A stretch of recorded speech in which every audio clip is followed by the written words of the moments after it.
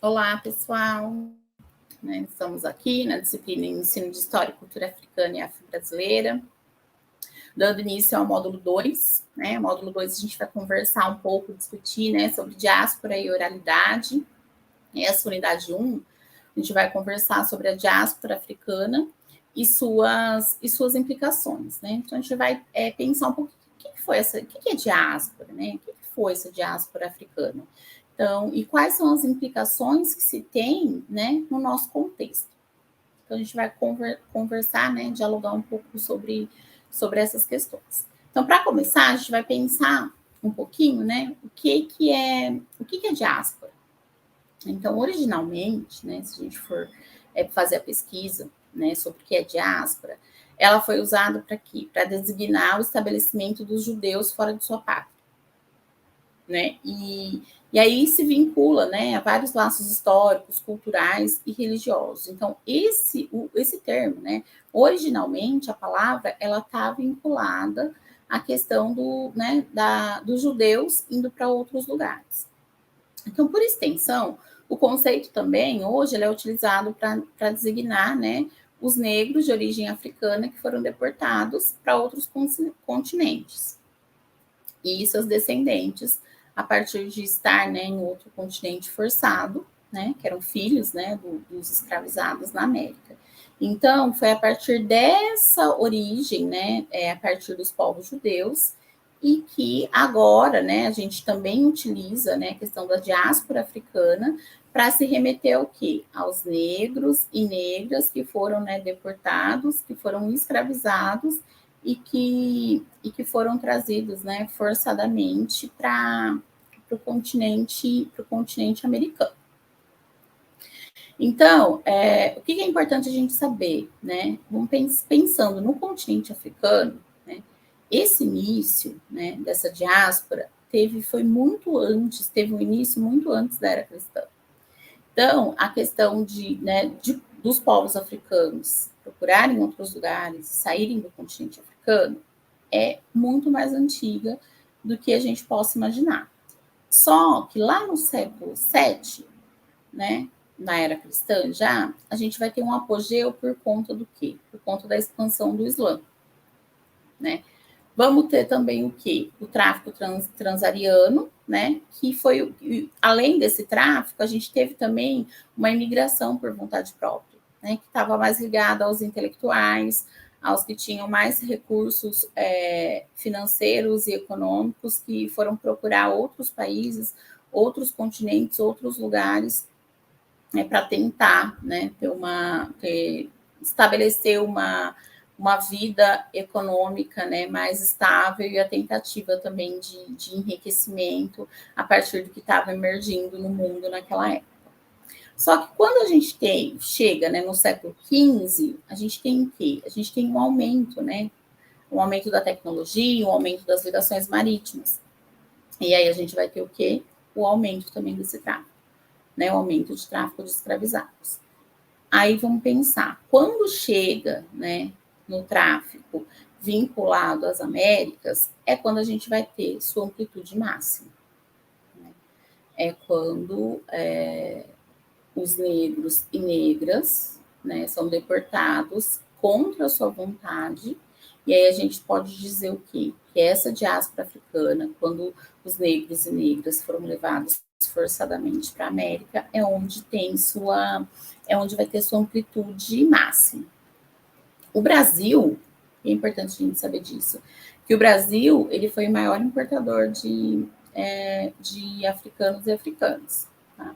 Se a gente for pensar no século XVII, mais de 1.500.000 de africanos desembarcaram na América. 41% desse número aqui no Brasil. Isso tudo vai se dar por vários contextos, por vários contextos. Entre eles, o contexto econômico, que era o que prevaleceu. Então, a gente vai ter uma expansão econômica da zona açucareira, principalmente no Nordeste brasileiro, e aí precisava do quê? De mão de obra. De mão de obra, e aí eles faziam o quê? Iam com os navios negreiros, buscar os africanos e africanas que que eles submetiam em condições desumanas, escravizavam e traziam aqui para o Brasil. Né? Então, esse novo mundo que a gente fala, né, América como novo mundo, foi construído a partir de exploração, né? A partir da exploração dos africanos. Eu comentei, acho que na primeira aula, quando, né, o indígena Ailton Krenak fala que o Brasil foi construído a partir do cemitério de indígenas. Além disso, a gente tem que pensar que esse novo mundo, né, que a América é o quê? Foi construída a partir do quê? A partir, né, além do cemitério, né, dos indígenas, a partir da exploração dos africanos, a partir do sistema, né, escravocrata. Triste, né, é uma realidade, são dados, são fatos históricos, mas a gente precisa pensar muito, né, aconteceu isso, né, séculos e séculos anteriores, e como que até hoje a gente vai ter implicações na nossa sociedade, né, por conta dessa exploração e desse sistema escravocrata.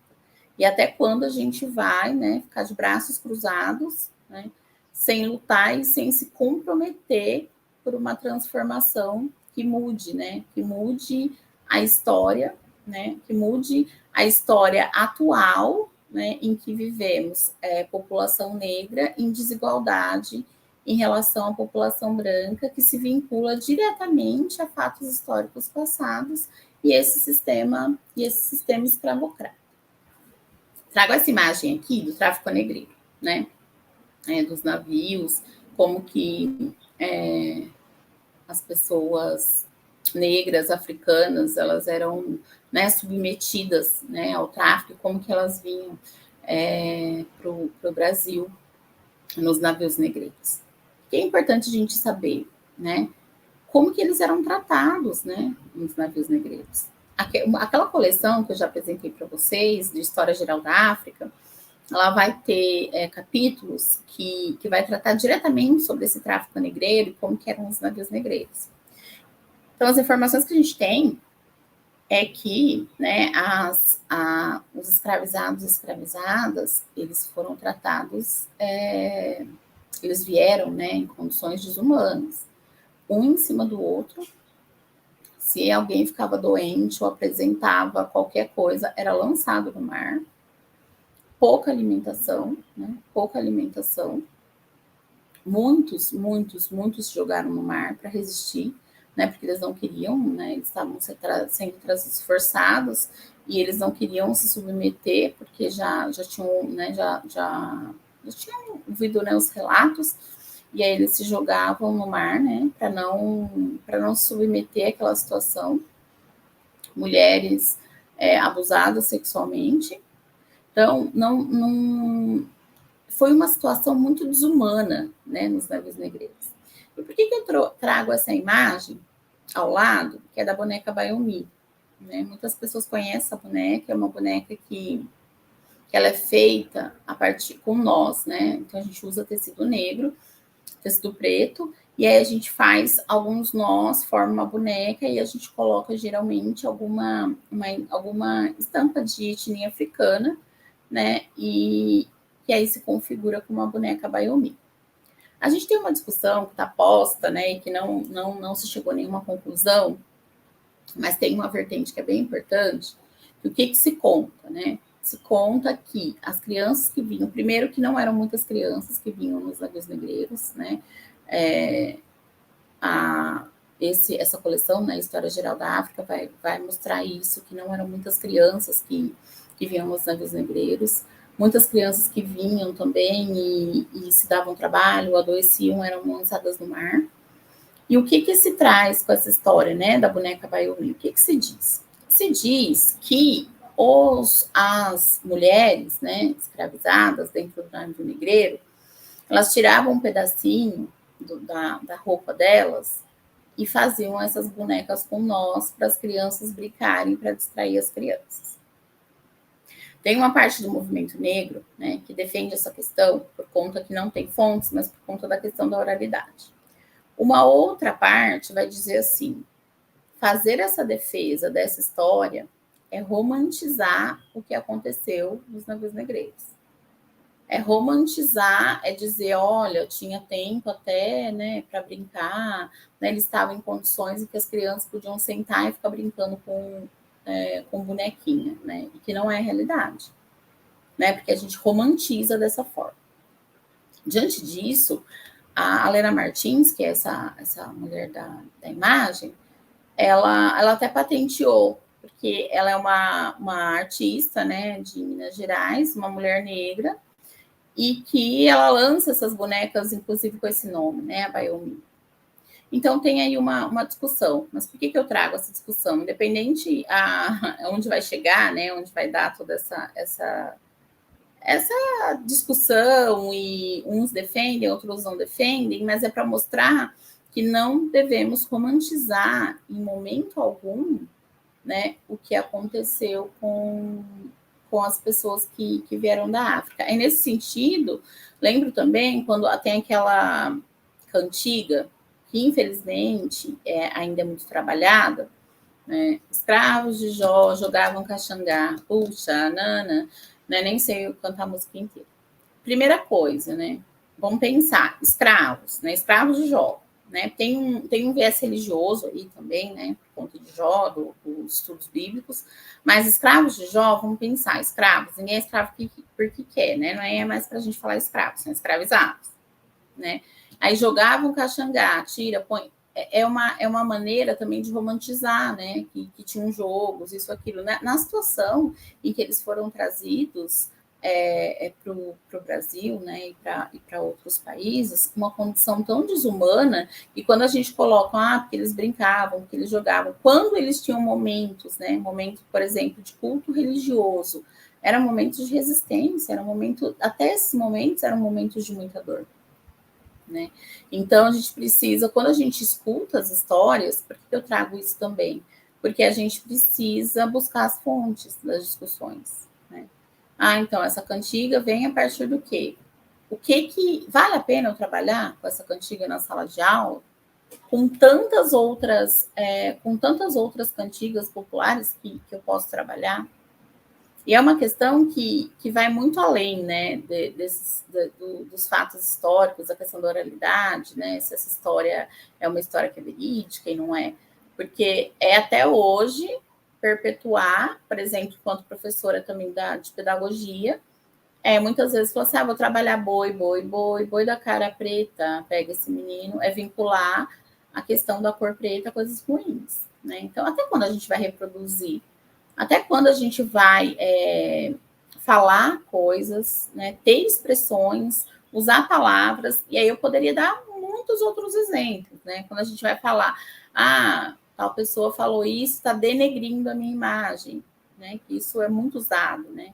Quando a gente fala denegrir, a gente está associando a uma coisa ruim que estão falando sobre a imagem de tal pessoa, que aí se remete também à cor negra.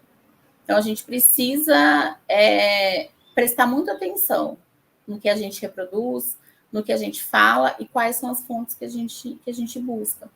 Fazer a boneca Bayomi, trabalhar com a boneca Bayomi, né, e contar mesmo essas duas histórias, né? A gente tem que contar, né? Que são fatos, a gente pode contar. Mas só de trabalhar com essa boneca e ter também, né, essa artista negra, né, que denominou a boneca como a Bayomi, também é uma forma da gente enaltecer a identidade negra, né? De uma mulher negra, né, artista, né? Porque muitas vezes a gente traz as coisas e não traz as imagens, e quando a gente traz as imagens, geralmente são de pessoas intelectuais e artistas brancos, mas a importância da gente trazer e mostrar, né, dentro da instituição escolar, artistas negros, militantes negros, intelectuais negros de várias áreas da ciência.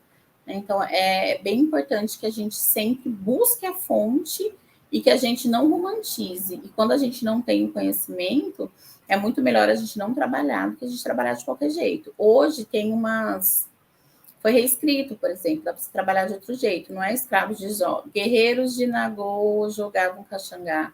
E aí eles foram, né, reescrevendo, né, as cantigas, que é uma forma também de se trabalhar. tá?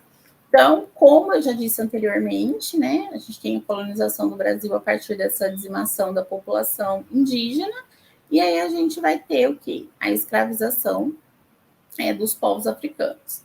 Então, para a gente entender, né, a nossa história, a gente tem que fazer esse estudo, né? E esse estudo de todas as matrizes culturais. E por que eu trago também a questão indígena?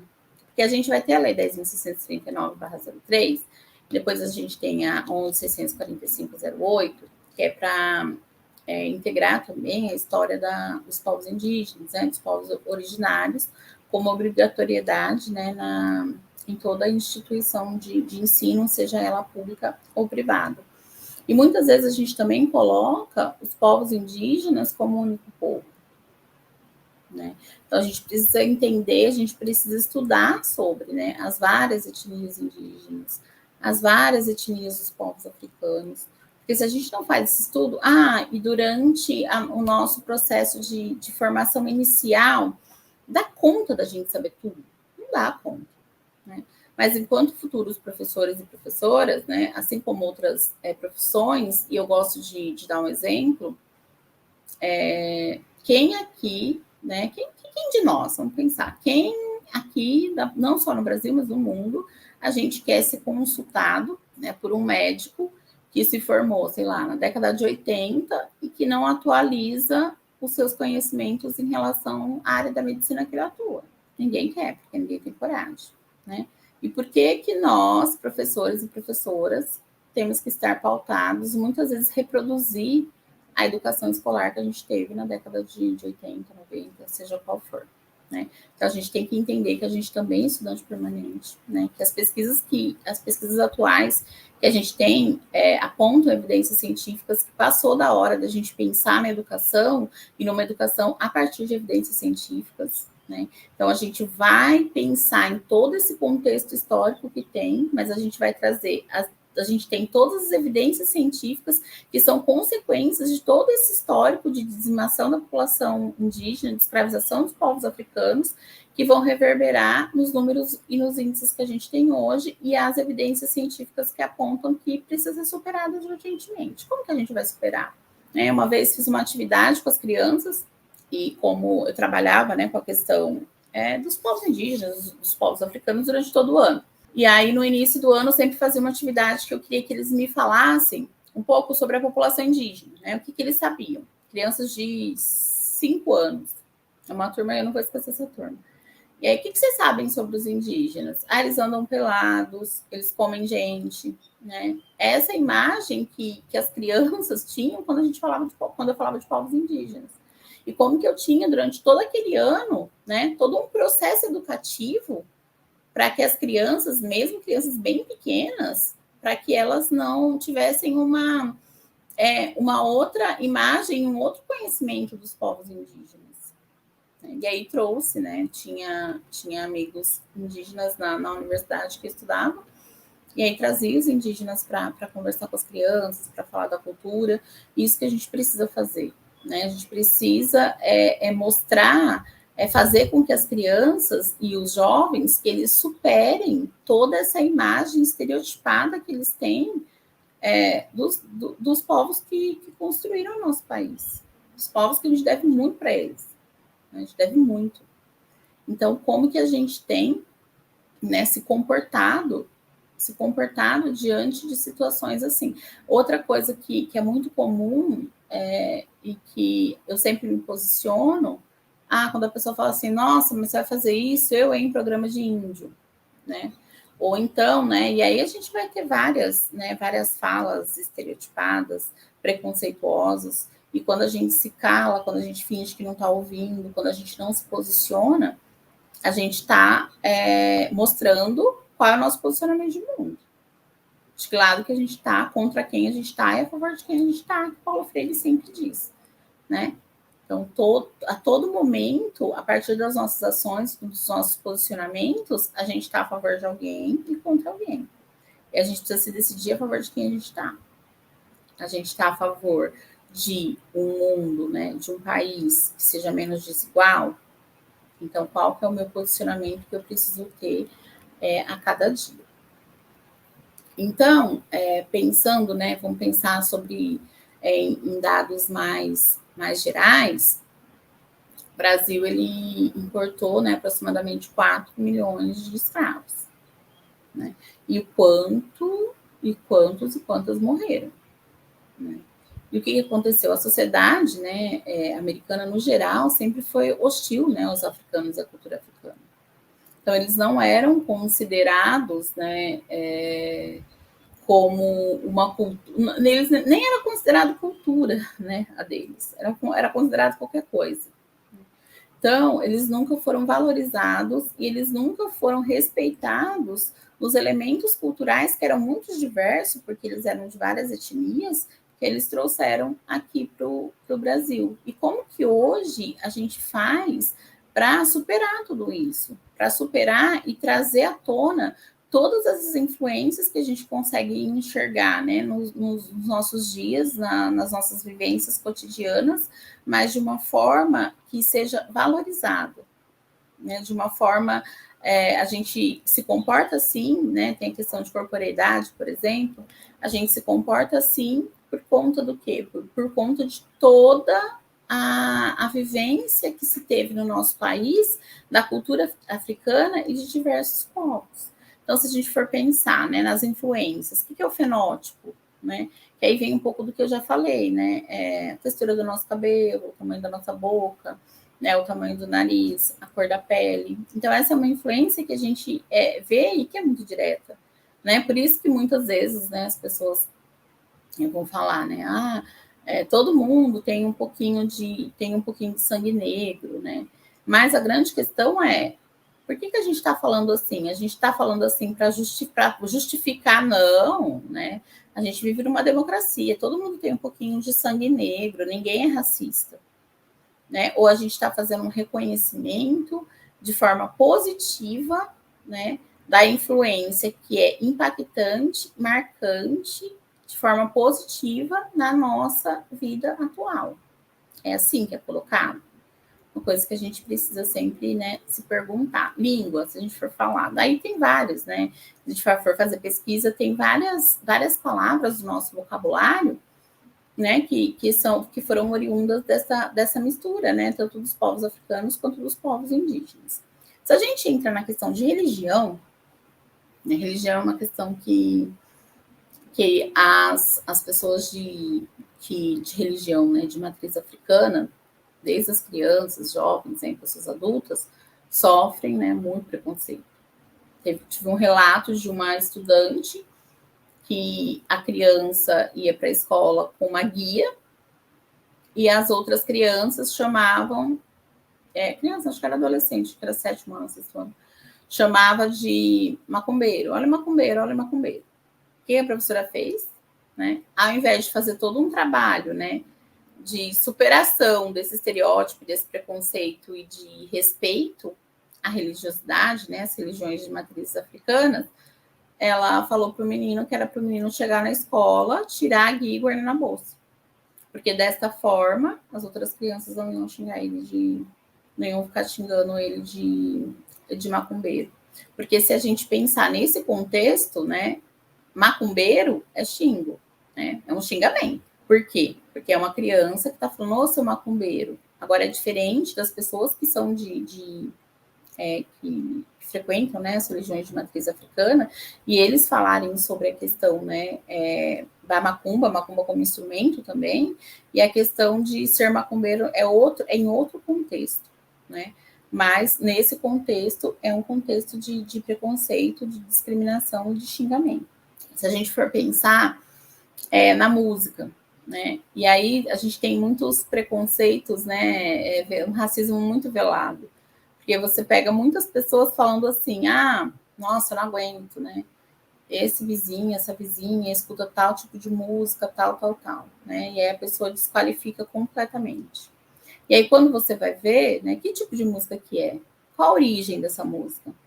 Ou então, quando a gente pensa mesmo, eu lembro que a gente teve um show de um MC e eu gostava muito, só que eu não consegui ir, por algum motivo. E aí uma colega minha fala assim, mas você não perdeu nada, né? O show até que foi bom, mas só tinha gente feia. E aí aquilo ali já me incomodou, né? Eu falei assim, como assim gente feia, né? Porque se é um show, né, de rap, vamos pensar, se é um show de rap, quem tava lá? A galera da periferia. Quem que é a galera da periferia, né? As pessoas negras. E aí as pessoas falam assim, só tinha gente feia. O que não acontece com outros tipos de show. E aí a gente pensa o quê? Isso é o quê? Isso é racismo, né?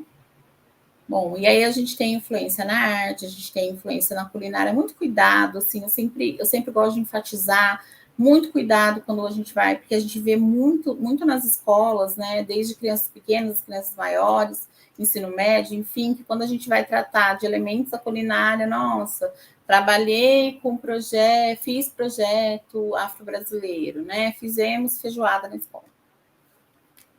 Tem toda uma questão aí que a feijoada não é originária dos povos escravizados, né? E tem toda uma discussão também, tem um embate teórico aí, que a feijoada é de outra origem, de outro país, e aí as pessoas também vão falar, não, porque aí pegava os restos e fazia. Então a gente sempre vai ter, sabe, uma romantização de muita coisa. Então, tomar muito cuidado, né? Quando a gente vai trabalhar a culinária, e não é trabalhar a culinária, porque isso é de influência africana, mas que a gente possa trazer um pouco mais da história, né? Dos diversos povos, das diversas etnias. A gente vai ter influência na agricultura, na arquitetura. Então, tem muita coisa que dá para se trabalhar, né, com a valorização do continente africano de várias formas, A gente pode trabalhar, por exemplo, pensando, né, além da história, né, da questão da disciplina de história, de língua portuguesa, de artes, né, dá para trabalhar com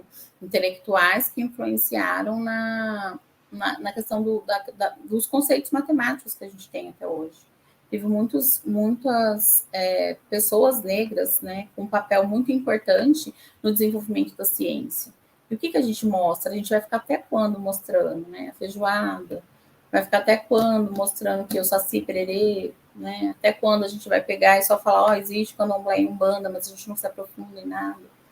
Então a gente tem que saber dessas influências, mas estudar profundamente para a gente encontrar formas que a gente não reproduza de forma tão estereotipada, e se não é estereotipada, é de uma forma muito artificial. Tá? Então, tem um argumento, né, que muitas pessoas fazem, que acho que é importante a gente conversar, que vai falar que a escravização era uma prática antiga da humanidade, né? Que é uma forma dos brancos fazerem esse argumento para ter uma libertação da culpa, né? Então, eles vão falar que a escravização começou dentro do continente africano a partir das relações que eles tinham entre países, né, com reis e com príncipes. É verdade? É. Né? Não é mentira isso, não é mito, né? Mas era uma escravização muito diferente do que foi feito com o comércio e tráfico negreiro, tá? É muito diferente, é muito diferente. Como a gente teve a escravização, né, de outros países, de pessoas brancas, né, nas disputas dos continentes, onde os habitantes eram escravizados por um tempo, né? No continente africano não era diferente, tinham as disputas e as pessoas, os habitantes, eles eram escravizados, mas muito longe, um distanciamento gigante, e a gente pode estudar na história geral da África, do que foi a escravização, né, nas Américas, né, esse comércio, esse tráfico negreiro. Muito importante que a gente paute sempre, quando a gente for falar, né, da história da cultura africana, né, da influência aqui no nosso país, que a gente fale muito da resistência, né, trago aí uma foto do Zumbi de Palmares, né, também poderia ter colocado da Dandara, que é para a gente poder trabalhar como que resistiu, né? Como que em toda aquela violência, toda aquela brutalidade, eles conseguiram resistir e formar os quilombos que duraram anos, muitos anos. Eles criaram um sistema próprio, né, de sobrevivência. Então, a gente teve muita resistência. Então, quando a gente vai falar desse sistema escravocrata, vamos falar. Mas a gente também vai falar de muita luta e de muita resistência. Se a gente for pensar no abolicionismo, né? Então, até a abolição da escravatura, né, em toda a América, que os dados mostram? Que essa situação da população africana piorou. Né? Por que fizeram com as pessoas escravizadas? Vocês estão livres. E aí jogaram essas pessoas todas à margem da sociedade. E aí começaram a trazer o quê? Começaram a trazer imigrantes para trabalhar. Porque se era para receber salário, né? Por conta do que fazia, não. Então, as pessoas escravizadas, as pessoas negras não serviam. Então, como que foi toda essa marginalização no Brasil, né? Aí a gente começa a ter, né, a criação dos guetos, muitos que tiveram que partir para esse mundo mais de violência, que era para poder sobreviver. E aí os dados vão mostrar o quê? Então, quando a gente pensa assim, aí teve a formação dos guetos, né? Desde a época da abolição da escravatura. E aí a gente vai pensar qual é a população até hoje, qual a cor da população até hoje que mora, a grande maioria, nas favelas. É a população negra. Foi negado, no período de escravização, o direito ao estudo das crianças e pessoas negras. Os dados vão mostrar o que para a gente? Quem tem menos escolaridade? As pessoas negras. A evasão escolar. Tem dados que são muito sérios. Tem Eliane Cavaleiro, que ela faz um estudo, ela vai mostrar, inclusive, né, que as crianças negras têm menos acesso à creche, e que, inclusive, uma pesquisa que foi feita no interior de São Paulo mostra que as crianças negras, a partir de uma pesquisa que foi feita em várias escolas, que as crianças negras tinham a metade do tempo de colo que as crianças brancas. Como que as crianças negras eram tratadas no período no período de escravização, né? E como que hoje isso repercute até hoje, né, na sala de aula com as crianças. Então, são questões que a gente precisa refletir. E aí, trago para finalizar, uma reflexão, né, que algumas pessoas podem nascer escravas ou todas nascem livres, até que algum sistema os escravize no decorrer das suas vidas. Que foi o que aconteceu, né? A gente teve esse sistema escravocrata que tem um impacto até hoje, né? Impacto nos dados até hoje. E o que a gente vai fazer, né, para buscar uma melhoria, né? Paulo Freire falava muitas vezes, né? Como que a gente vai fazer para buscar o tempo todo um mundo mais justo, né? Um mundo mais bonito, ou talvez a gente pensar como que a gente faz para buscar um mundo menos feio, né? Um mundo menos injusto, porque a gente tem muito, muito ainda para caminhar. Mas a importância de que esse caminhar precisa fazer em coletividade, né?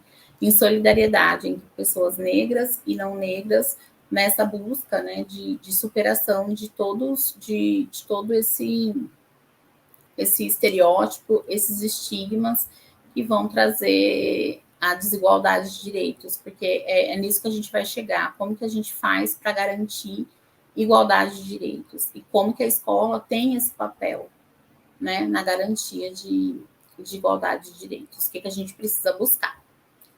Agradeço, né, a finalização de mais essa aula e até a próxima.